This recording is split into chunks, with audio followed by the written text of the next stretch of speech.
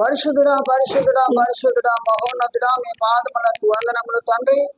మీకే స్తోత్రములు స్తోత్రములు స్తోత్రములు చెల్లిస్తున్నాం తండ్రి.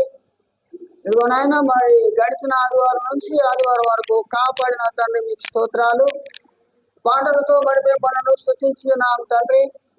ఇదిగో నాయన మీ పరిశుద్ధ గ్రంథమును భక్తుడైన దావీదు మహారాజు పరిశుద్ధాత్మ ద్వారా రాసిచ్చినటువంటి గ్రంథాన్ని మేమందరమును కూడా చదువుతూ మరి నిన్ను ధ్యానిస్తూ ఉండగా మమ్మల్ని గురించి మేము ఆలోచిస్తూ నీ భయభక్తులు కలిగి జీవించడానికి ఈ గ్రంథంలో ఉన్న విషయాలను అర్థం చేసుకుంటూ నేను చదువుతూ ధ్యానిస్తులకు సహాయం దయచేయండి. ఇంకా వచ్చే వారిని మీరు నడిపించండి. సమస్యను మర్యాదగా క్రమంగా జరిగించడంలో మీ ఆత్మ సహాయాన్ని మాకందరికీ కూడా దయచేయమని యేసుక్రీస్తు నామాన్ని బట్టి వేడుకుంటున్నాం తండ్రి. ఆమేన్. అందరికీ వందనాలు.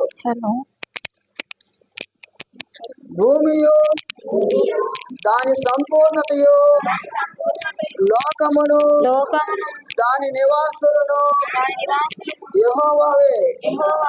ఆయన సముద్రముల మీద దానికి పునాది వేసెను, ప్రవాహ జలముల మీద దాని స్థిరపరచెను.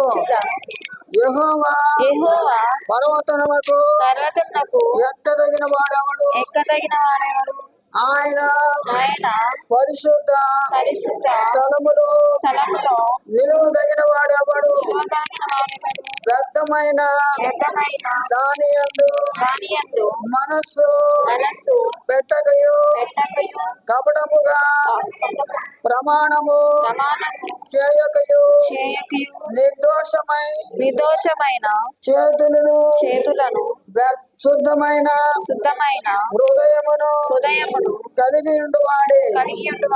వాడు యెహోవా వలన ఆశీర్వాదము నొందును. తన రక్షకుడైన దేవుని వలన నీతిమత్వము నొందును.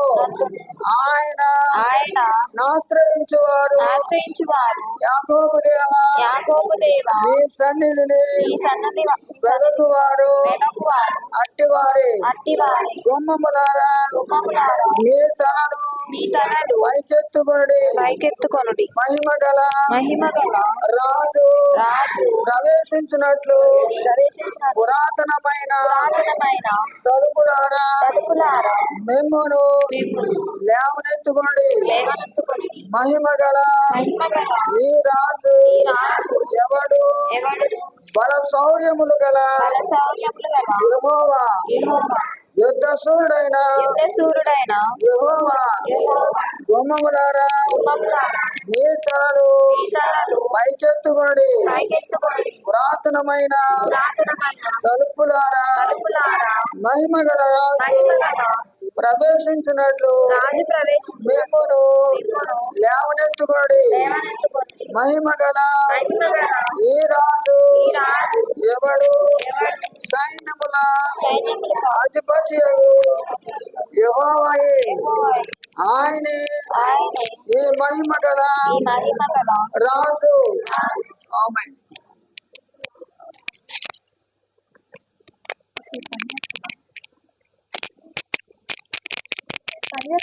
సరే, మరి ఈరోజు మరి మన పాఠము ఏంటంటే నరకముల గురించి మనం తెలుసుకోవడం. ఏంటంటే నరకము అనేటువంటి దాని గురించి మనం తెలుసుకోవాలి. పోయిన వారము పరలోకాన్ని గురించి మనం ధ్యానించాం. పరలోకం వెళ్ళాలంటే ఎలా జీవించాలి, పరలోకంలోకి వెళ్ళాలంటే మనం ఎలా జీవించాలి అని మనం. అలాగే ఈరోజు నరకానికి వెళ్ళకుండా ఉండాలి. ఆ నరకం అనేటువంటి దాని గురించి మనం తెలుసుకోవాలి. దాని గురించి మనం ధ్యానిద్దాం, ప్రార్థన చేద్దాం. ప్రార్థన. పరిశుద్ధుడా పరిశుద్ధుడా పరిశుద్ధుడా మీ పాదములకు వందనములు తండ్రి. మీకే స్తోత్రములు చెల్లిస్తున్నాం నాయన. నిత్యము పరలోకమందు పరిశుద్ధుడా పరిశుద్ధుడా పరిశుద్ధుడా అని దూతలతోనూ కెరూబులతోనూ మరి నాయన పొగడబడుతున్న మా తండ్రి. ఈ భూమి మీద నీ కుమారుడు యేసుక్రీస్తు ద్వారా భక్తులుగా ఏర్పాటు చేసుకున్నటువంటి మా ద్వారా స్తుతింపబడుతున్న మా తండ్రి, నీకే స్తోత్రములు చెల్లిస్తున్నాం. ఈరోజు నాయన మరి ఆ భయంకరమైనటువంటి నరకానికి వచ్చినటువంటి విషయాలు మరి మా తండ్రి మేము తెలుసుకోవాలని నాయన మీ పరిశుద్ధ గ్రంథంలో మీరు మాకు రాసిచ్చారు. కాబట్టి ఈ యొక్క నరకానికి వచ్చినటువంటి విషయాలు నీ దాసుడైన నేను బోధిస్తుండగా ఈ బిడ్డలకు ఈ నరకమునికి వచ్చినటువంటి విషయాలు మరి మీరు తెలియజేస్తుండగా దాని విషయంలో వారు జాగ్రత్తలు తీసుకోవాల్సిన జాగ్రత్తలు తీసుకునేలాగా తండ్రి దేవా మీ సహాయాన్ని వారికి మరియు మాకును దయచేయండి. అన్నింటిలో మమ్మల్ని మీరు కాపాడండి. ఇంకా వచ్చే వారిని మీరు నడిపించమని దేవనివే మాకు సహాయం దయచేయమని యేసుక్రీస్తు నామాన్ని బట్టి వేడుకుంటున్నాం తండ్రి. ఆమె అందరికీ వందనాలు. మరి నరకానికి వచ్చేటువంటి విషయాలు మనం చదువుతున్నప్పుడు నరకము అనేటువంటిది మరి ఉంది. ఏంటంటే నరకం ఉంది. ఈ భూమి ఉందా? ఈ భూమి ఉందా? ఈ భూమి మీద మనం నివసిస్తున్నాం కదా. కాబట్టి భూమి ఎంత అయితే నిజంగా ఉందో మరి అలాగే పరలోకం ఉందని చెప్పాను పోయిన వారు. పరలోకం కూడా ఉంది. పరలోకంలో ఎవరుంటారు? పరలోకంలో దైవ కుటుంబం ఉంటుంది. ఏముంటుంది? దైవ కుటుంబం ఉంది. ఎవరెవరు ఉంటారు అక్కడ? పరలోకంలో తండ్రి అయినటువంటి దేవుడు ఉంటాడు. మరి యేసుక్రీస్తు ప్రభువారు ఉంటారు. పరిశుద్ధాత్ముడు ఉంటారు. మరియు దూతలు, కెరూబులు వాళ్ళందరూ ఉంటారు. దేవదూతలు ఉంటారు. ఇంచుమించుగా అంటే కొన్ని కోట్ల మంది ఉంటారు. ఏమండి? వీళ్ళందరూ దేవుని యొక్క కుటుంబం అక్కడ. ఇప్పుడు ఆ కుటుంబం మరి పోయిన వారం ఆ పరలోకాన్ని గురించి మనం తెలుసుకున్నాం. పరలోకాన్ని మనం వర్ణించలేనటువంటిగా చెప్పాను. అది మీరు ప్రార్థన గ్రంథం చదివితే ప్రార్థన గ్రంథంలో ఈ పరలోకం గురించినటువంటి విషయాలు మనకి తెలియజేయబడతాయి. అలాగే ఈరోజు మరి పరలోకం ఎంతైతే కరెక్ట్గా ఉందో, భూలోకం ఎంత అయితే కరెక్ట్గా ఉందో అలాగే నరకం కూడా అంత కరెక్ట్గా ఉంది. 100% నరకం ఉంది. నరకం ఉంది. కాబట్టి అయితే ఈ నరకం గురించి ఎవరు చెప్పారు? ఎవరో చెప్పడం కాదు, స్వయంగా ఎవరు చెప్పారంటే యేసు వారే. ఎవరు చెప్పారు? ఎవరో చెప్పింది మనం నమ్మవసరం లేదు. ఎవరు చెప్పారు? యేసుక్రీస్తు ప్రభు వారే స్వయంగా నరకం ఉందని చెప్పారు ఆయన. ఆ పరిశుద్ధ బైబిల్ గ్రంథంలో నరకం గురించి చెప్పబడింది. నరకం ఎలా ఉంటుందో చెప్పబడింది. నరకం మరి ఎవరికో అని కూడా చెప్పబడింది. నరకం అనేది ఎవరికి అనే విషయం కూడా మనకి బైబిల్ గ్రంథంలో చెప్పబడింది. కాబట్టి నరకం అనేది 100% ఉంది. అంటే ఇప్పుడు మనం ఈ లోకంలో జీవిస్తూ చనిపోయినటువంటి వాళ్ళు ఎంతో మంది ఉన్నారు. చనిపోయారా? మరి యేసుక్రీస్తు ప్రభువారు చనిపోయారు. మళ్ళీ ఆయన చనిపోయి మళ్ళీ లేచి పరలోకానికి వెళ్ళిపోయారు. ఆయన పరలోకానికి వెళ్ళిపోయాడని చెప్పాను కదా. ఏమండి? యేసు ప్రభువారు పరలోకంలో నేను ఉన్నానని చెప్పాడు. నా తండ్రి దగ్గర అనేక నివాసములు కలవు. నేను వెళ్ళి మీకు స్థలం సిద్ధపరచడానికి నేను వెళ్తున్నా.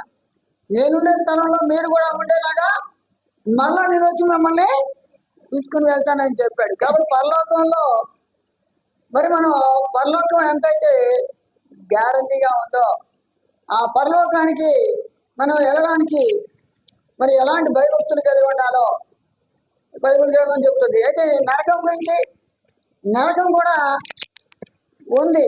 అది యేసు ప్రభువు వారు స్వయంగా చెప్పారు. కాబట్టి నరకం వెళ్ళడానికి నరకం ఎవరికైనా ఇష్టం ఉండదా? నరకంలో ఎలా ఉంటుందంట? నరకము అనేటువంటి దాంట్లో అగ్ని ఆరదు, ఉడుగు చావదు. ప్రకటన 20:10 రాయబడింది. నరకంలో అగ్ని ఆరదు, పురుగు చావదు. ఏమండి? ఈ నరకం అనేది కూడా మరి ఇది నరకం అనేది ఎవరికి? మనుషులకు కాదండి. అసలు నరకం అనేది ఎవరికి? మనుషులకైతే కాదు. ఎవరికంట నరకం? సాతానికి. ఏంటంటే సాతానికి నరకం దేవుడు నిర్ణయం చేశాడు. ఎందుకు చేయాల్సి వచ్చింది సాతానికి నరకం? ఎందుకంటే సాతాను అసలు ముందు సాతానుగా లేడు. వాడు మంచి దేవుని యొక్క దూతగా ఉన్నాడు. అలాంటి దేవుని దూత అయినటువంటి వాడు దేవునికి వ్యతిరేకంగా తిరిగాడు పరలోకంలో. ఎక్కడ? పరలోకంలోనే దేవునికి వ్యతిరేకంగా తిరిగాడు. కాబట్టి పరలోకంలోంచి వాడిని తోసేశాడు దేవుడు. కాబట్టి ఆ పరలోకంలో తోసేసిన తర్వాత అప్పుడైనా వాడికి బుద్ధి రాలే. కానీ భూలోకం వచ్చి భూలోకంలో ఉన్నటువంటి వాళ్ళని కూడా మరి మనుషులందరినీ కూడా పాపం చేయించి నరకానికి పంపించడానికి వాడు చూస్తున్నాడు. కాబట్టి నరకం అనేది ఎవరికంట? నరకం అనేది అపవాదికి. చూడండి, మత్తయి సువార్త 25వ అధ్యాయం 47వ వచనంలో అక్కడ మరి రాయబడింది. మత్తయి సువార్త 25వ అధ్యాయం 41లో 41 అది పెట్టలేదా? మైకా పెట్టుకోలేదా అమ్మా? మైకా దగ్గర పెట్టుకో, చదువు అమ్మా. 25వ అధ్యాయం 47వ. నేను ఆకలి కొంటిని. చదువు. 41. అప్పుడు ఆయన ఎడం వైపు ఉన్న వారిని చూసి నన్ను విడిచి అపవాదికి వారి దూతలకు సిద్ధపరచబడిన నిత్యాగ్నిలోనికి పోవుడి. అపవాదికి వాని దూతలకు సిద్ధపరిచిన నిత్యాగ్ని. నరకం అనేది ఏంటంటే నిత్యము ఉంటుంది. నిత్యాగ్ని అంటే ఇప్పుడు భూమి పుట్టిన మొదలుకొని ఎంతో మంది చనిపోయారు. వాళ్ళందరూ కూడా చనిపోయినటువంటి వాళ్ళందరూ ఇప్పుడు ఎక్కడున్నారు? ఇప్పుడు వాళ్ళందరూ పరలోకానికి వెళ్ళాం.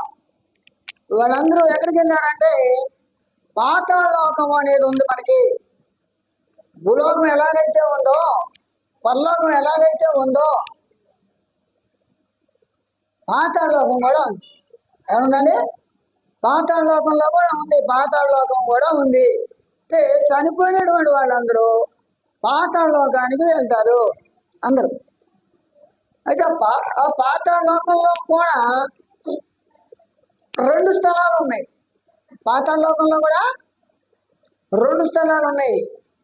ఈ 2 స్థలాల్లో ఎవరైతే యేసుక్రీస్తుని నమ్ముతారో, ఎవరైతే భక్తిగా జీవించి చనిపోతారో వాళ్ళందరూ కూడా పాతాళ లోకంలో ఉన్నటువంటి పరదేశంలో ఉంటారు. ఏమంటారు? పాతాళ లోకంలో పరదేశం ఉంది. ఆ పరదేశంలో ఉంటారు. ఇంకోటి ఎవరుంటారంటే అగ్ని, ఒక రకమైన అగ్ని ఉంటుంది. ఆ అగ్ని అది నరకాగ్ని కాదు, మామూలు అగ్ని.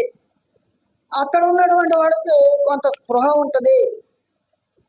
తాను చేసినటువంటి పనులు ఏంటో అర్థమవుతాయి. వాళ్ళు భూలోకంలో ఎలా జీవించారో అనే విషయాలు కూడా అర్థమవుతుంది. భూలోకంలో ఏం జరుగుతుందో అనే విషయాలు కూడా అర్థమవుతుంది. కానీ ఇక్కడ భూలోకంలో ఉన్నటువంటి వాళ్ళు చనిపోయినటువంటి వాళ్ళు అక్కడ ఉన్నటువంటి వాళ్ళకి ఇక్కడ భూలోకంలో ఉన్నటువంటి వాళ్ళ గురించి స్పృహ ఉంటుంది. అర్థమైందా? సపోజ్ ఎగ్జాంపుల్ చెప్తున్నాను. ఇప్పుడు సపోజ్ మన విశ్వాసంలో ఎవరైనా చనిపోయారు అనుకుందాం. చనిపోయిన వాళ్ళు ఉన్నారు కదా. అవునండి. సపోజ్ మరియమ్మ వాళ్ళ ఆయన చనిపోయాడు అన్నాడా? అవునండి. ఆ చనిపోయినటువంటి వ్యక్తి ఎక్కడ ఉంటాడు? ఇప్పుడు పాతాళ లోకంలో ఉంటాడు. పాతాళ లోకంలో ఎక్కడ ఉంటాడు? ఆయన క్రీస్తులో ఉన్నాడు కాబట్టి పరదేశంలో ఉంటాడు. ఒకవేళ క్రీస్తులో లేని వాళ్ళు ఎవరైనా చనిపోయారు, వాళ్ళమే చనిపోతున్నారు. వీళ్ళంతా ఎక్కడ ఉంటారండి? పాతాళ లోకంలో ఒక చీకటి ప్రాంతంలో, ఒక అగ్ని గుండంలో ఉంటారు. వాళ్ళు అక్కడే ఉంటారు. మనకి యేసుప్రభువారు ఉపమానం చెప్పాడు కదా. లాజరు ధనవంతుడి గురించి ఉపమానం చెప్పాడు కదా యేసుప్రభువారు. లాజరు ఎక్కడ ఉన్నాడంట? పరదేశంలో ఉన్నాడు. మరి ధనవంతుడు ఎక్కడున్నాడు? అగ్నిగుండంలో యాతన పడుతున్నాడు. అర్థమైందా మీకు? కాబట్టి ఇప్పుడు పాతాళ లోకంలో 2 స్థలాలు ఉంటాయి.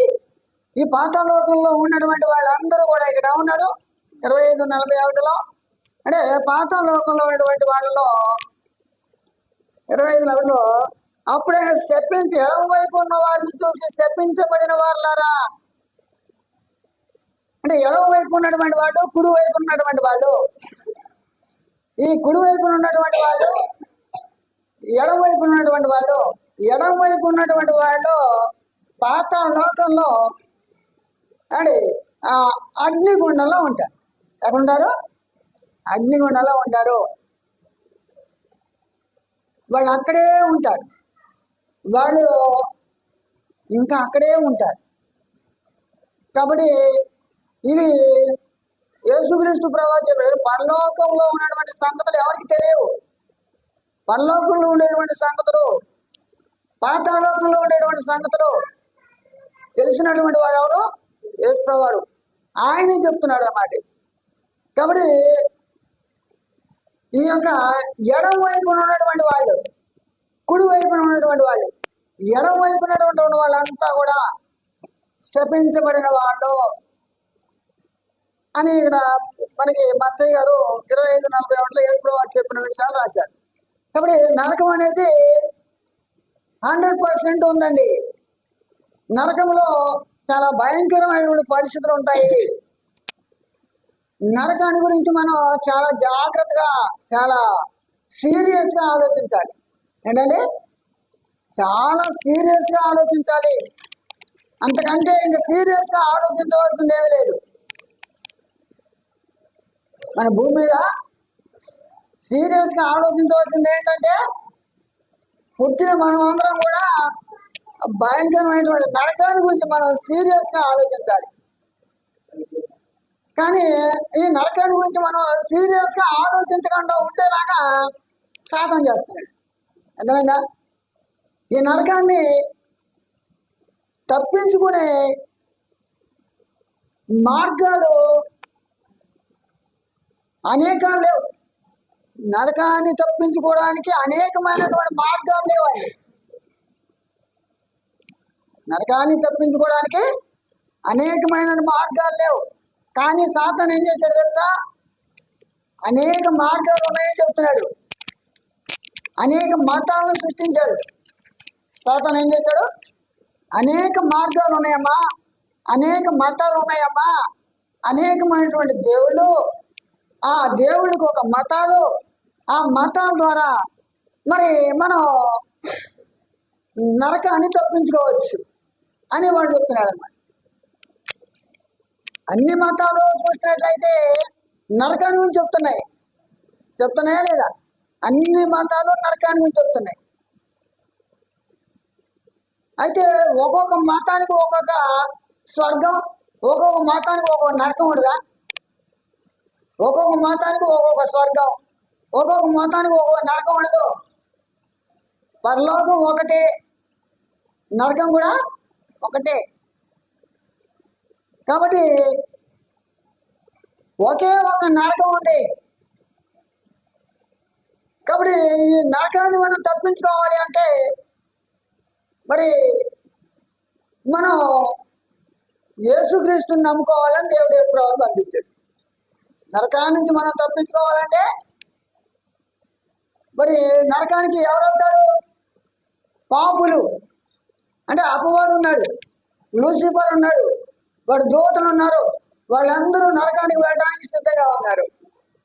అయితే వాళ్ళ మాటలు వినే వాళ్ళకు కూడా నరకానికి వెళ్ళే పరిస్థితి ఉంది. సాతాను మాటలు ఎట్లా విన్నారు? అనేక మతాలు ఉన్నాయమ్మా అని చెప్తే అనేక మతాలు నమ్ముతారు. అనేక దేవుళ్ళు ఉన్నాయంటే అనేక దేవుళ్ళు నమ్ముతున్నారు. లోకంలోని జనాలందరూ కూడా, ప్రపంచంలో ఎన్నో మతాలు ఉన్నాయండి, ఎన్నో మతాలు. ఆ మతాలకి అనేకమైనటువంటి ఆచారాలు, అనేకమైనటువంటి పద్ధతులు. సాతాను ఏం చేశాడంటే అనేక మతాలను సృష్టించి ఆ అనేక మతాల్లో అనేక పద్ధతులు పెట్టేశాడు. ఆ పద్ధతులు పెట్టించేసి లోకాన్ని అంతా కూడా లోకంలో ఉన్న మనుషులందరినీ కూడా సత్యమైనటువంటి యేసుక్రీస్తుని ఆయన మార్గానికి వెళ్ళలేకుండా చేశారు. ఏమండి, అనేక మార్గాల ద్వారా మనం పరలోకానికి వెళ్ళొచ్చు. అసలు పరలోకం ఎక్కడుందండి?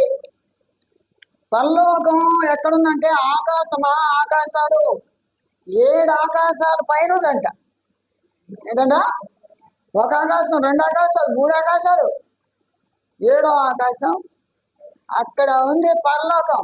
ఎవరైనా చూసారా? పరలోకం చూసిన వాడు ఎవరైనా ఉన్నారా? పరలోకం నుంచి వచ్చిన వాళ్ళు ఎవరున్నారు? ఎవరు? ఒక్కడే. పరలోకానికి వెళ్ళిన వాడు, పరలోకం నుంచి వచ్చిన వాడు ఒక్కడే. ఆయన చెప్పిన మాటే మనం, ఆయన చెప్పిందే నాకు సత్యం, ఇంకా వేరే వాళ్ళు చెప్పింది కాదు. పరలోకం నుంచి వచ్చిన వాడు, పరలోకానికి వెళ్ళేవాడు ఒక్కడు మాత్రమే. చూద్దాం యోహాను సువార్త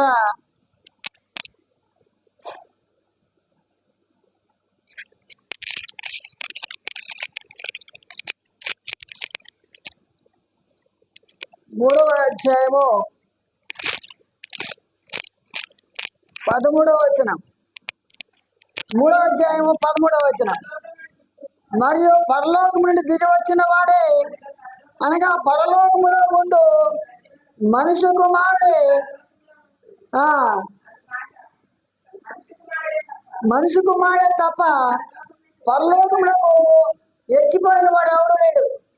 కాబట్టి పరలోకంలో నుంచి వచ్చిన వాడు, మళ్ళా పరలోకానికి ఎక్కి వెళ్ళిన వాడు ఎవరయ్యా అంటే ఈ ప్రపంచంలో ఒకే ఒక్కడు, యేసుప్రభువారు ఒక్కడే.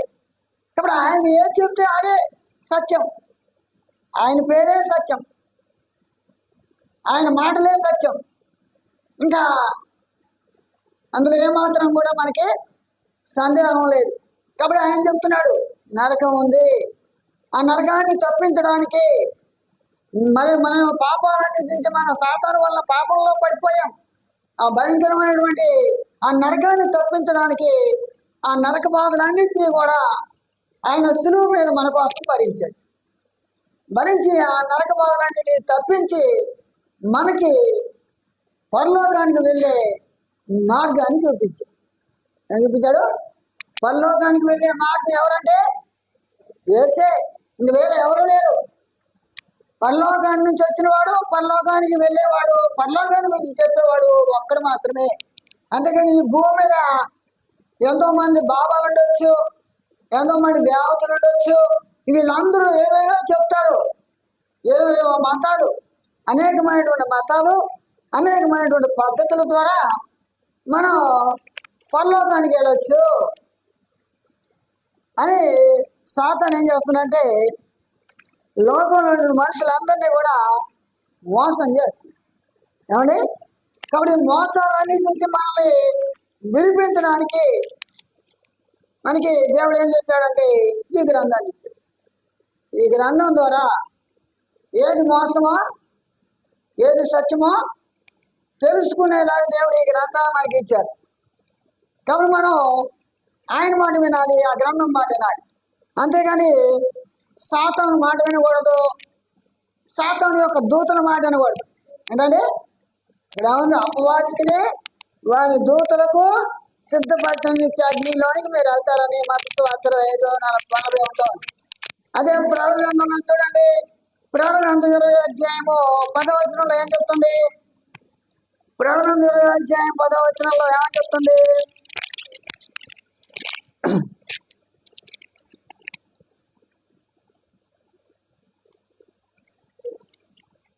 ఇరవై అధ్యాయం 10వ వచనం. వారిని మోసపరిచిన ఎవరిని? లోకంలో ఉన్న వాళ్ళందరినీ. అనేక మతాలు ఉన్నాయమ్మా, అనేక పద్ధతులు ఉన్నాయి. ఆ పద్ధతుల ద్వారా మనం పరలోకానికి వెళ్ళొచ్చు, అనేక మతాల ద్వారా మనం పరలోకానికి వెళ్ళొచ్చు అని ఎవరు చెప్తున్నాడు? సార్, వారిని మోసపరిచిన సాతాను అన్నాడు. వారంటే లోకంలో ఉన్న వాళ్ళందరినీ, లోకాన్ని మోసం చేస్తున్నాడు. వారిని మోసపరిచిన అపవాది అగ్నిగంధకమున గల గుండములో పడవేయబడను. అచ్చట క్రూరములు అబద్ధ ప్రవక్తయు ఉన్నారు.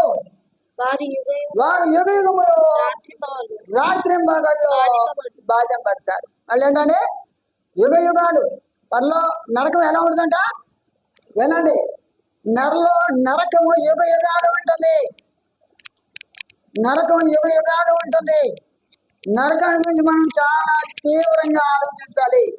కానీ నరకాన్ని గురించి మనం తీవ్రంగా ఆలోచించకుండా లైట్ గా తీసుకోండి అని చెప్తాను. సాధారణ ఏం చేస్తున్నాడు? లైట్ ఏంటంటే ఏ మతమైనా పర్వాలేదండి.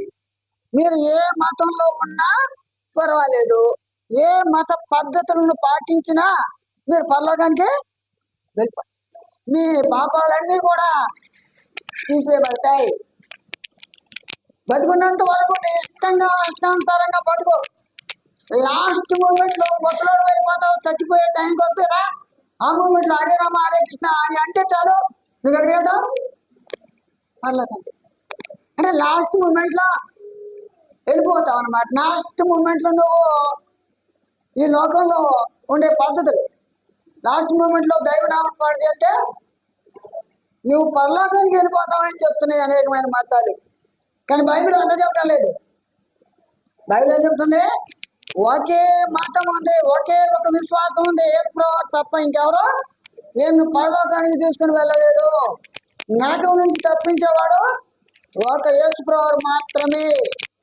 కాబట్టి నువ్వేం చేయాలంటే నువ్వు బ్రతుకున్నప్పుడే, నీవు వయసులో ఉన్నప్పుడే, నువ్వు యవ్వన దశలో ఉన్నప్పుడే అని ప్రసంగి చెప్తున్నాడు కదా, బాల్య దినముల యందు నేను సృష్టికర్తను స్మరణకు తెచ్చుకొనుము. వృద్ధాప్య దశలో వచ్చిన తర్వాత చెవులు వినపడవు, కళ్ళు కనపడవు. అప్పుడే దేవుడిని నమ్ముకుంటే యేసుప్రభువు ఎవరో అంటే తెలియదు. అది యేసుప్రభువు ఎందుకు వచ్చాడు అంటే తెలియదు. ఇవన్నీ తెలియకుండా మరి పరలోకానికి ఎట్లా వెళ్తాడు? బ్రతుకున్నంత వరకు యేసుప్రభువు నుంచి తెలియదు. చచ్చిపోయే మూమెంట్ లో యేసుప్రభువు దగ్గరికి వచ్చాడు అనుకో, వాడికి యేసుప్రభువు దేవుని కుమారుడు అని చెప్పినా కూడా అర్థం కాదు, వాడి చెవులకి వినపడవు. మరి రక్షించబడాలంటే యేసుక్రీస్తు దేవుని కుమారుడు అని నమ్మాలి. యేసుప్రభువు మన కోసం చనిపోయాడంటే నమ్మాలి. ఇవన్నీ తెలిసిన తర్వాత బాప్టిజం తీసుకున్న వాడు మాత్రమే పరలోకానికి వెళ్తాడు.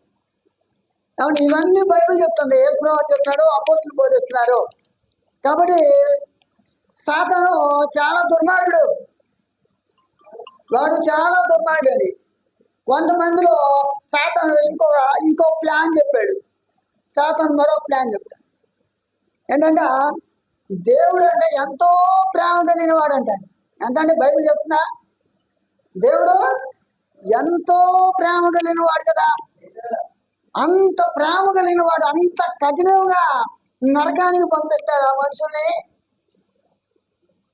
మనుషుల్ని. ఈ లోకంలో మనుషులందరినీ పుట్టించినటువంటి దేవుడు, లోకానంతా ప్రేమించినటువంటి దేవుడు, ఎంతో ప్రేమ కలిగినటువంటి దేవుడు నరకానికి పంపిస్తాడా? మనుషుల్ని నరకానికి పంపిస్తాడా? పంపించడు. ఆయన ప్రేమ కలిగిన వాడని చెప్తుంది సాతాను. మీరు ఎలా బ్రతికినా పర్లేదు, లాస్ట్ మూమెంట్ లో ఏం చేయాలండి? మీరు క్రీస్తుని నమ్ముకున్నా సంతోషంగా నమ్ముకోండి. మీరు క్రీస్తుని నమ్ముకోండి, మంచిగానే ఉండండి, పర్వాలేదు. కానీ మీరు ఎలా బ్రతికినా పర్వాలేదు, దేవుడు మాత్రం మిమ్మల్ని ప్రేమిస్తాడు. అదేంటా? మీరు ఎలాగైనా జీవించండి, అయినా దేవుడు మాత్రం మిమ్మల్ని ప్రేమిస్తాడని చెప్తాడు వాడి కొంతమందిని. కాబట్టి క్రీస్తులోకి వచ్చిన వాడు కూడా కొంతమంది ఎలా అయిపోతున్నారు? ఇలాగే అయిపోతున్నారు. కాబట్టి ఈ ఫార్ములా మనుషులందరిలో బాగా పనిచేస్తుందండి. ఇప్పుడు మనుషులందరిలో, క్రైస్తవుల్లో కూడా పనిచేస్తుంది. అర్థమైందా? లోకంలో పనిచేస్తుందండి అనుకోవచ్చు. లోకంలోనే కాదు, క్రీస్తు నమ్ముకున్న వాళ్ళు కూడా పనిచేస్తాం. దేవుడు చాలా ప్రేమ కలిగిన వాడమ్మా.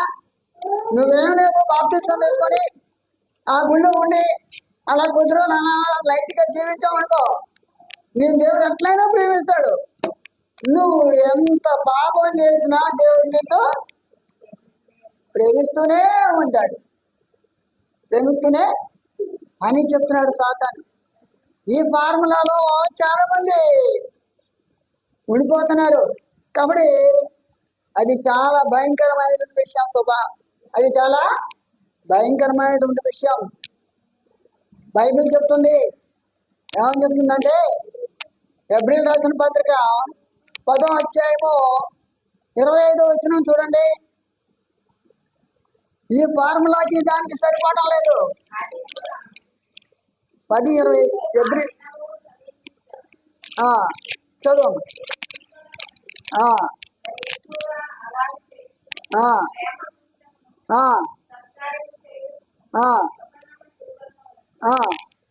చదవండి, ఇంకా చదువు. 26 కూడా చదవాలి. అది మనము సత్యమును గూర్చి అనుభవ జ్ఞానం పొందిన తర్వాత బుద్ధిపూర్వకంగా పాపము చేసిన యెడల పాపమునకు బలిగా ఉండదు, బలిగా ఉండదు. యేసుక్రీస్తు యొక్క బలి మనకిగా ఉండదు కానీ, అక్కడ ఉండదు కానీ న్యాయపు తీర్పునకు భయముతో ఎదురు చూచుటయో విరోధులను దయించబోవు తీక్షణమైన అగ్నియు ఇకను ఉండును. ఏంటంటే చూసారా, మనం సత్యముల గురించి అనుభవ జ్ఞానం చెందిన తర్వాత, నరకం ఉందని చెప్పిన తర్వాత, పాపం చేయొద్దని చెప్పిన తర్వాత, పాపాలన్నింటినీ క్షమించడానికి నేను రక్తాన్ని చిందించాను రా బాబు అని చెప్పిన తర్వాత, రక్తంలో పాపాలన్నీ కడుక్కున్న తర్వాత, అదేనా రక్తంలో పాపాలన్నీ కడుక్కున్న తర్వాత కూడా ఈ విషయాలన్నీ తెలిసి మనం బుద్ధిపూర్వకంగా పాపం చేసినట్లయితే, సాధారణ మాటలు విన్నట్లయితే దేవుడు నిన్ను ఎలా అయినా ప్రేమిస్తాడు. నువ్వు ఏ పాపం చేసుకున్నా దేవుడు ప్రేమిస్తాడు. నువ్వు ఎలా జీవించినా ప్రేమిస్తాడు. నువ్వు క్రీస్తులో ఉంటే చాలు, లేదా నువ్వు ఏ మత్స్యాల్లో ఉన్నా పర్వాలేదు. యేసుక్రీస్తు అంటే అంతా ఒకటే.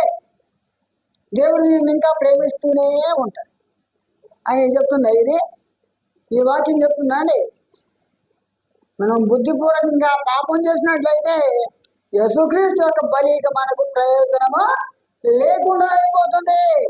మన రక్షణ మనకు దూరం అయిపోతుంది. మనం భయంకరమైనటువంటి తీక్షణమైనటువంటి నరకానికి వెళ్ళే పరిస్థితిలోకి వచ్చేస్తాం. చెప్పాడు ఇక్కడ, తీక్షణమైన అగ్ని అంటే దాని ముందు ఎవరు నిలవలేరు. అంత భయంకరమైనటువంటి అగ్ని. లాజరు ఉన్నాడు అగ్నిలో, ధనవంతుడు ఉన్నాడు అగ్నిలో.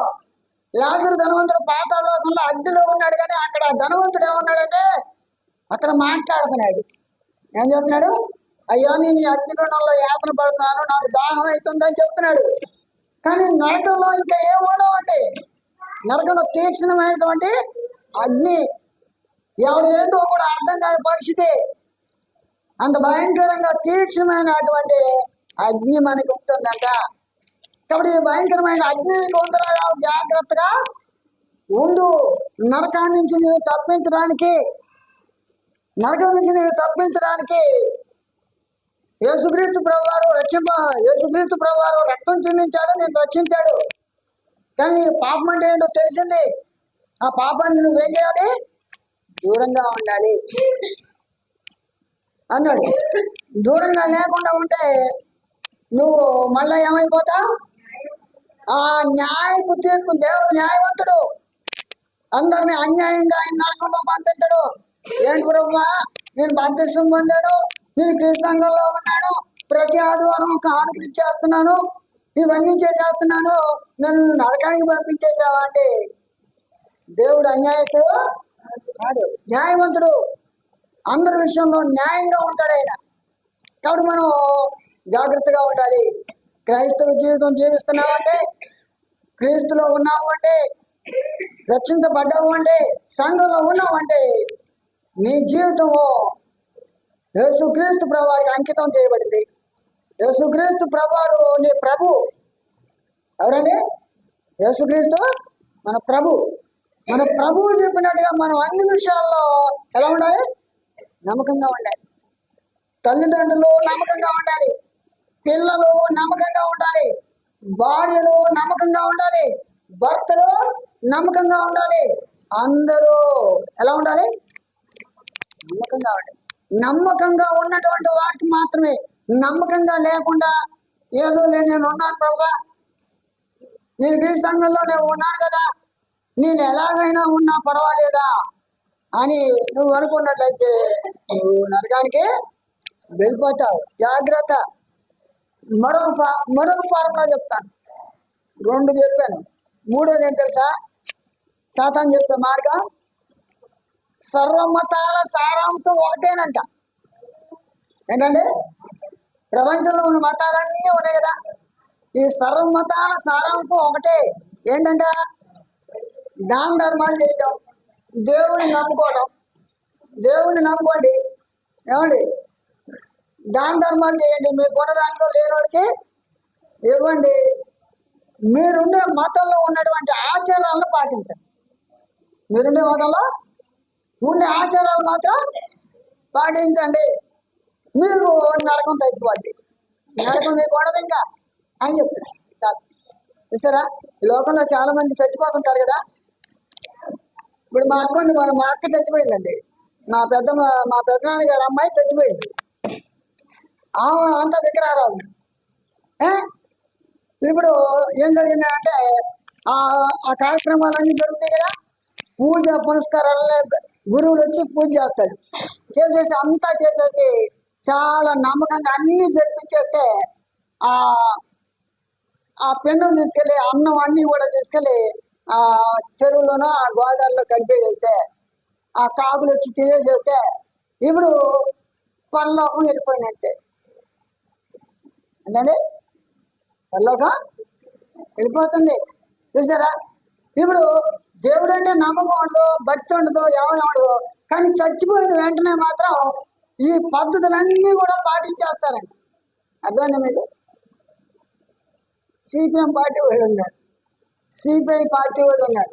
వీళ్ళు దేవుడు అంటే సరిగ్గా ఏంటంటే సర్వ మతాల సారాంశం ఏంటంటే ఆ మతంలో ఉన్నటువంటి పద్ధతులు ఆచారాలు అన్నీ మీరు పాటించేస్తే మీరు ఎక్కడికి వెళ్ళిపోతారో పరలోకం వెళ్ళిపోతారు. నరకం అని మీకు ఉండదు ఉండదు ఉండదు అని చెప్తారు. ఇది కూడా నేడు ప్రపంచం అంతట్లో ఉందండి. ఎవరిలో ఉంది?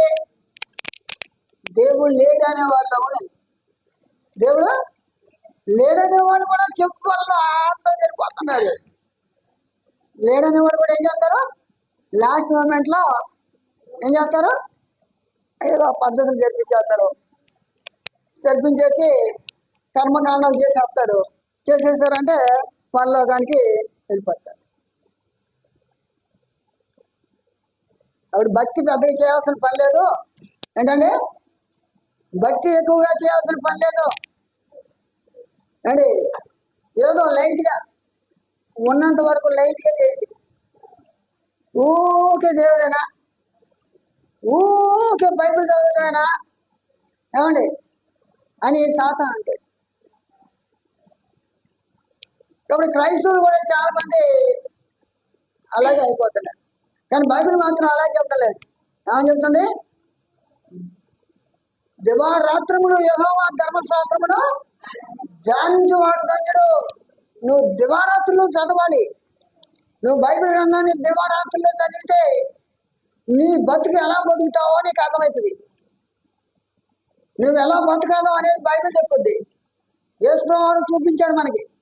ఆయన ఎలా ఉన్నాడో ఆయనలాగా మనం మాదిరిగా ఉండాలి. ఆయన తండ్రికి లోపడ్డాడు. తండ్రికి అన్ని విషయాల్లో లోపడ్డాడు. అలాగే ఆయన నమ్మినటువంటి పేతురు గారు, యోహాను గారు, వీళ్ళందరూ కూడా ఎలా ఉన్నారు? అలాగే ఉన్నారు. వాళ్ళందరూ కూడా అలాగే జీవించారు. కానీ మనం కూడా ఎలా ఉండాలి? అలా ఉండాలి. భక్తి విషయంలో చాలా తీవ్రత కలిగి ఉండాలండి. లైట్ భక్తి క్రైస్తవ్యానికి పనికిరాదు. అర్థం చేసుకోండి. లైట్ భక్తి క్రైస్తవ్యానికి పనికిరాదు. నిత్యము దైవభక్తి కలిగి ఉండాలి. నువ్వు నిత్యము దైవభక్తి కలిగి ఉంటే నువ్వు అన్ని విషయాల్లో నమ్మకంగా ఉంటావు. నువ్వు భక్తి లేకపోయినట్లయితే నువ్వు అన్ని విషయాల్లో చాలా విషయాల్లో తప్పిపోతావు.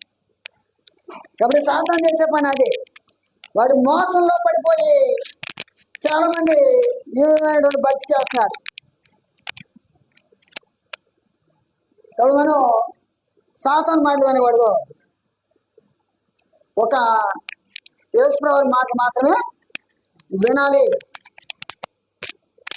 సాతాను ఉన్నాడు, లూసిఫర్ ఉన్నాడండి. ఫస్ట్ లూసిఫర్ తప్పు చేశాడు. ఏం చేశాడు? తప్పు చేశాడు. అసలు లూసిఫర్ చాలా పవిత్రంగా ఉండేవాడు. దేవుడు పవిత్రమైన వాళ్ళని సృష్టిస్తాడు, అపవిత్రం సృష్టిస్తాడు. ఆ తర్వాత అతనికి పాపం చేయాల్సినటువంటి పరిస్థితి లేదంట. మీకు అర్థమవుతుందా? నాకేస్తాను. పాపము చేయవలసినటువంటి పరిస్థితి లేనప్పుడు పాపం చేసేడు. అర్థమైందా? మనమైతే పాపం చేసే పరిస్థితులు కలిగి ఉన్నాం. మీకు అర్థమైందా? దేవదూతలు ఉన్నారనుకోండి, వారికి పాపం చేయకుండా ఉండే శక్తి ఉంది. పాపం ఎందుకంటే మనలాంటి శరీరం వాళ్ళకి లేదు. మన శరీరానికి ఈ భూలోక సంబంధమైన శరీరం కాబట్టి ఈ లోకంలో ఉన్నటువంటి పాపాలకి మన శరీరం లోనవుతూ ఉంటుంది. కానీ దేవదూతలకి అలాంటి శరీరం లేదు. దేవదూతలకి లూసిఫర్కి కూడా అలాంటి శరీరం లేదు. అయినా సరే వాడు ఏం చేశాడు? పాపం చేసి, అందుకోసమే వాడికి నరకం. ఎందుకోసం? పాపము చేయకుండా ఉండేంత పరిస్థితి కలిగి ఉండి కూడా పాపం చేశాడంటే ఇక వాడికి దేవుడు ఏం చేస్తాడు?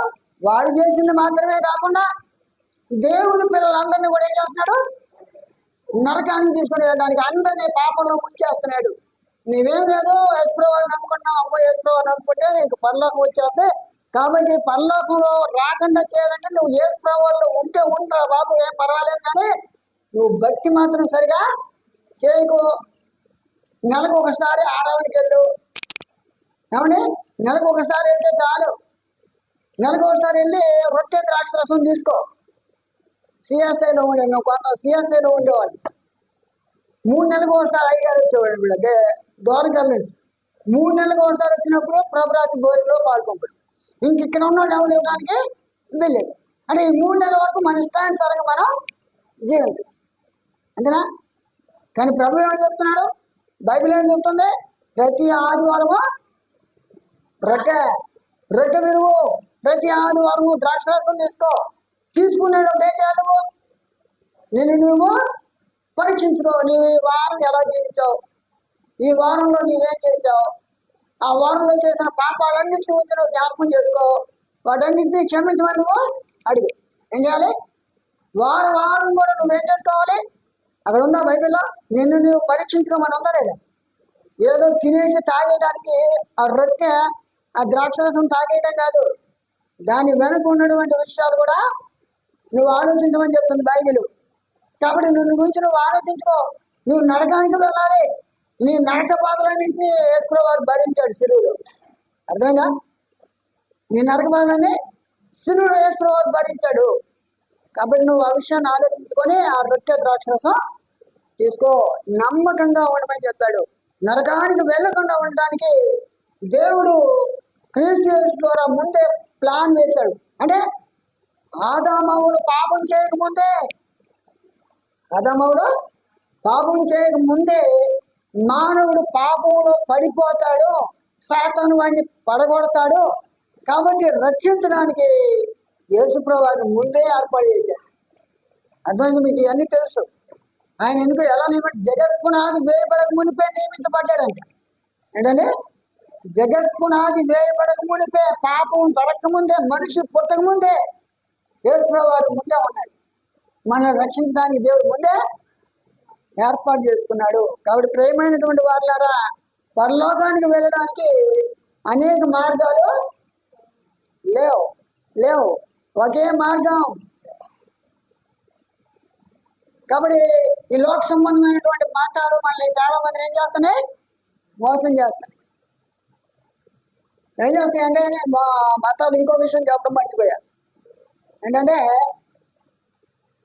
మళ్ళా జన్మిస్తారంట. ఏంటంటే మరో జన్మ ఉందని వాదన చేస్తున్నాడు. ఏం చేస్తున్నాడు? ఈ జన్మలోనంట నువ్వు దేవుల్లో కొంత 50% భక్తి చేసేరా, మళ్ళా జన్మలో ఇంకో పావలా వంతు భక్తి చేసుకో, మళ్ళా జన్మలో ఇంకో పావలా వంతు భక్తి చేసుకో, అప్పుడు ఫుల్ఫిల్ అయిపోతావు, అప్పుడు నరకానికి వెళ్ళకుండా పరలోకానికి వెళ్ళిపోతావు అని చెప్తుంది. కానీ బైబిల్ ఏమని చెప్తుంది? మనుషులు ఒకసారి జన్మించాలి, మనుషులు ఒకసారి చనిపోవాలని చెప్తుంది. మనం ఒకసారి పుడతాం, ఒకసారి చచ్చిపోతాం. కాబట్టి ఈ పుట్టిన దగ్గర నుంచి చచ్చిపోయే వరకు ఉన్నటువంటి జీవితంలో నువ్వు జాగ్రత్తగా భక్తిగా జీవించమని చెప్తుంది బైబిల్. నువ్వు భక్తిగా జీవించకపోయినట్లయితే నరకానికి వెళ్తామని చెప్తుంది. కాబట్టి ప్రేమైనటువంటి వాళ్ళరా, అనేక జన్మలు లేవు. సాతాను చెప్పిన మాటలు వినకూడదు, లోకం అంతా వింటుంది. సరే, సాతాను చెప్పిన మాటలు లోకం వింటుంది, కానీ క్రీస్తుని నమ్ముకున్న వాడు కూడా కొంతమంది వింటున్నారు. ఏంటంటే క్రీస్తుని నమ్ముకున్న వాడు కూడా కొంతమంది వింటున్నారు. ఏంటంటే తెలుసా, అది 1000 ఏళ్ల పరిపాలన ఉందని చెప్తున్నారు వాళ్ళు. ఈ 1000 ఏళ్ల పరిపాలనలో ఒక ఛాన్స్ ఉంటుంది మళ్ళీ క్రైస్తవుడికి. నమ్మని వాళ్ళు ఉంటారు కదా కొంతమంది, నమ్మని వాళ్ళకి మరొక ఛాన్స్ ఇస్తాడు దేవుడు. ఎందుకంటే దేవుడు ప్రేమ కలిగిన వాడు కదా, మరొక ఛాన్స్ ఇస్తాడంట. కాబట్టి మీరు ఈ 1000 సంవత్సరాల పరిపాలన కాలంలో ఒకవేళ మీరు రాలేకపోతే విడిచిపెట్టబడినటువంటి వాడు భూమి మీద అంటే విడిచిపెట్టబడిన వాళ్ళు ఉంటారంట. ఈ 1000 కింద ఉన్నటువంటి వాళ్ళకి ఈ 1000 సంవత్సరాలు గడిచిన తర్వాత వీళ్ళకి మరొక అవకాశాన్ని 1000 సంవత్సరాలు ఇస్తాడు దేవుడు. ఇదంత మోసం అండి. ఇది కూడా మరొక జన్మ ఉన్నట్లేము, మరొక జన్మ ఉన్నట్టు మోసం చేసినట్టు సాతాను. కాబట్టి ప్రేమైనటువంటి వాళ్ళరా, మరి ఈ విషయాలన్నీ కూడా మీరు అర్థం చేసుకొని బైబిల్ చెప్పేటువంటి ఈ విషయాలన్నీ మీరు అర్థం చేసుకొని తప్పుడు బోధకుల మాట మీరు వినకూడదు, తప్పుడు ప్రవక్తల మాట మీరు వినకూడదు. అపవాది వారికి దూతలు సిద్ధపరిచిన నరకాగ్ని అని చెప్పాడు కదా, వారిని మోసపరిచిన అపవాది ప్రకటన 20:10 ఉందంటే అబద్ధ ప్రవక్తయు క్రూరములు ఉన్నారు. అబద్ధ ప్రవక్తలు వచ్చి ఇలా మోసం చేస్తారు క్రైస్తవుల్ని. కాబట్టి మనం ఆ మోసంలో పడకూడదు. మనకందరికీ కూడా మరి చనిపోయిన తర్వాత జడ్జిమెంట్ ఉంటుందండి, తీర్పు ఉంటుంది. జాగ్రత్త. నీ శరీరంతో నువ్వు చేసిన పనులన్నిటికీ రేపొద్దున లెక్క చెప్పాలి. అందుకోసమే మేము చెప్తున్నాం, దేవుడి సేవకుడిగా మేము చెప్పేదంటే నీవు జీవించిన జీవితాన్ని బట్టి రేపొద్దున దేవుడు లెక్క అడుగుతాడు. 2 కొరింథీయుల పత్రిక 5వ అధ్యాయం 10వ వచనం 11వ వచనంలో పౌలు గారు చెప్తున్నారు. చదవండి.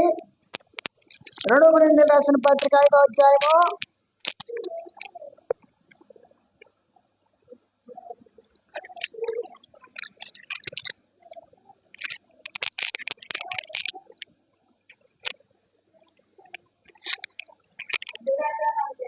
'ఎందుకనగా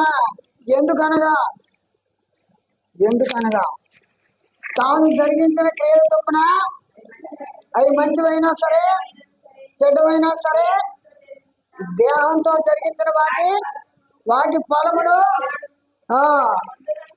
ప్రతి వాళ్ళు పొందినట్టు మనమందరమును క్రీస్తు వారి న్యాయపీఠం దగ్గర నిలబడాల్సి వస్తుంది. న్యాయపీఠం దగ్గర మనం అందరం నిలబడతామండి. క్రైస్తవులైనా సరే ఎవరైనా సరే. కుడివైపున కొందరు ఉంటారు, ఎడమ వైపున కొందరు నిలబడతారు. అందరూ కూడా బయటకు వచ్చేస్తారు. చనిపోయిన వాళ్ళు అందరూ లేపడతారు. అందరూ కూడా యేసుక్రీస్తు ప్రభువు న్యాయపీఠం దగ్గర నిలబడతారు. కావున 11వ వచనం ఏమన్నాడు? కావున మేము ప్రభు విషయమై బైబిలుని మనుషులకు బోధిస్తున్నాం, విశ్వాసులకు చెప్తున్నాం, మనుషులకు సువార్త ప్రకటిస్తున్నాం, విశ్వాసులకు బోధిస్తున్నాం, మీరు మంచి భక్తి చేయండి అని. ఏంటండి? కాబట్టి మేము మనస్సాక్షులకు కూడా ప్రత్యక్షపరుచున్నామని నమ్ముతున్నాము. కాబట్టి ప్రేమైనటువంటి వచ్చాలండి. కాబట్టి మనమందరం కూడా జాగ్రత్తగా ఉండాలి. నరకం అనేది నిరంతరం ఉంటుంది. మన భూమి మీద జీవితం ఎంత అండి? భూమి మీద జీవితము 80 సంవత్సరాలు, అధికంగా బతికితే 100 సంవత్సరాలు. కానీ చనిపోయిన తర్వాత వచ్చే జీవితం ఏంటంటే యుగ యుగాలు.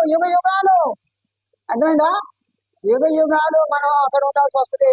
నరకంలో యుగ యుగాల, పరలోకంలో యుగ యుగాల. మీరు జాగ్రత్తగా ఉండండి. నరకం అనేది లేదనుకోని ఏదో చిన్న చిన్న భక్తి చేస్తే సరిపోద్ది అని మీరు అనుకోకండి. సాతాను మాటలు వినకండి, దేవుని మాటలు వినండి, యేసు ప్రభువు చెప్పిన మాటలు వినండి. భక్తి విషయంలో చాలా తీవ్రతగా ఉండాలి, తీవ్రంగా ఆలోచించాలి, తీవ్రంగా భక్తి చేయాలి. నరకం నుంచి తీవ్రంగా ఆలోచించాలి. నరకం చాలా భయంకరమైంది.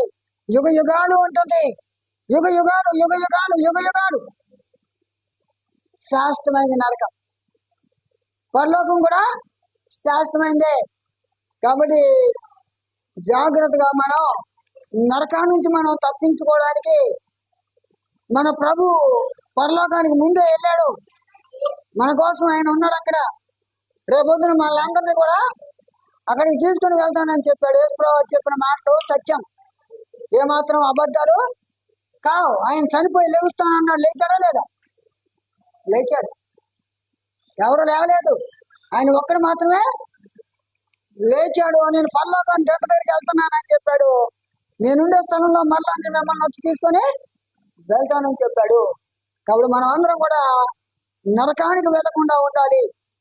నరకానికి వెళ్ళడానికి దేవుడికి ఇష్టం లేదు. మనం అందరం ఎక్కడ వెళ్ళాలి? పరలోకంలోకి వెళ్ళాలని దేవుడి యొక్క ఉద్దేశం. అందుకోసం యేసు ప్రభువు ఎన్నో బాధపడి, ఎన్నో శ్రమలు పడి మనకి రక్షణ ఇచ్చాడు. ఒక పాయింట్ చదువుకొని మనం ముగించుకుందాం. ఏప్రిల్ రాసిన పత్రిక 2వ అధ్యాయము 3-4 వచనాలు చదువుకొని మనం ముగించుకుందాం. ఇంత గొప్ప రక్షణను మనము నిర్లక్ష్యము చేసిన యెడల ఎలాగ తప్పించుకుందుము? అట్టి రక్షణ ప్రభువు గారు బోధించడం వల్ల ఆరంభమైంది. దేవుడు నానా విధములైన సూచక్రియ చేతను, మహత్కార్యముల చేతను, నానా విధములైన అద్భుతముల చేతను, వివిధములైన పరిశుద్ధాత్మ వరములను అనుగ్రహించడం చేతను ఆ వారితో కూడా సాక్ష్యం ఇచ్చుతుండగా విన్నవారి చేత మనకు ఈ యొక్క పరలోక మార్గము స్థిరపరచబడింది, దృఢపరచబడింది. అర్థమైందా? పరలోకము అనేది నిజము, సత్యము. నరకం అనేది నిజము, సత్యము. చనిపోతాం, ఏ టైంలో చచ్చిపోతామో మనకు తెలియదు. చావుకి ముసలతనం లేదు, వయసుతనం లేదు. ఏ టైంలో అయినా మనం ఈ దేహాన్ని విడిచిపెట్టచ్చు. కాబట్టి ఈ దేహాన్ని విడిచిపెట్టక ముందే ఒకవేళ యేసు ప్రభువుని నమ్ముకోకపోతే యేసు ప్రభువుని నమ్ముకోవాలి. నమ్ముకున్నటువంటి వాడు ఎలా ఉండాలి? చాలా భక్తి కలిగినటువంటి వాడిగా ఉండాలి. సంపూర్ణ సమర్పణ చేసుకోవాలి. ఈ శరీరాన్ని ఎవరికి అర్పించాలి? ప్రభువుకి అర్పించాలి. అర్థమైందా? ఈ శరీరాన్ని ఎవరికి అర్పించాలి? ప్రభువుకి అర్పించాలి. సంపూర్ణ యాగము, సజీవ యాగముగా నీ శరీరములను దేవునికి సమర్పించుకోండి, యేసుక్రీస్తుకి సమర్పించుకోమని చెప్తుంది బైబిల్. అంతేగాని సగమేమో దేవుడికి, సగమేమో లోకానికి